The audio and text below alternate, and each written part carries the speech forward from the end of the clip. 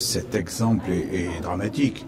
Je veux dire, si des responsables syndicaux qui sont censés participer à la vie démocratique légitiment la violence, l'intrusion, on se demande effectivement comment on va expliquer aux autres, aux manifestants, aux gens dans la rue, aux simples citoyens, comment lui n'a pas droit à la violence.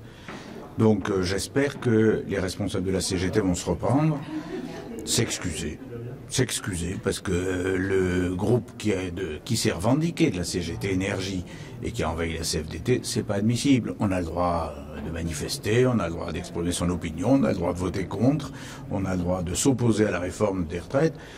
Mais si chacun commence à légitimer le fait que sa position lui permet d'aller envahir, occuper, c'est pas possible. Je veux dire, la démocratie, c'est quand même le respect de l'autre, c'est le suffrage universel, c'est le respect des opinions. Ça n'est sûrement pas le culte de la violence. Parce que le culte de la violence, ça veut dire qu'il n'y a plus de démocratie et que chacun fait ce qu'il veut. Je crois comprendre que Philippe Martinez lui-même n'aurait jamais monté une opération pareille, mais il ne peut pas dire que sa condamnation et son regret est personnel. Il est secrétaire général de la CGT.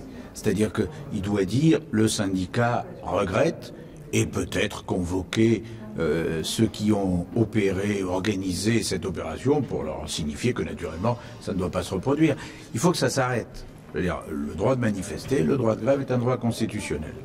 Mais il n'y a pas de droit à la violence, il n'y a pas de droit à l'occupation, il n'y a pas de droit au fait d'interdire aux autres de s'exprimer en considérant que sa propre expression est la seule habilité. Ça n'existe pas. Alors si, peut-être en Corée du Nord ou dans les dictatures les pires d'avant, mais ça n'existe plus, donc c'est terminé, ça ne peut pas se produire comme ça.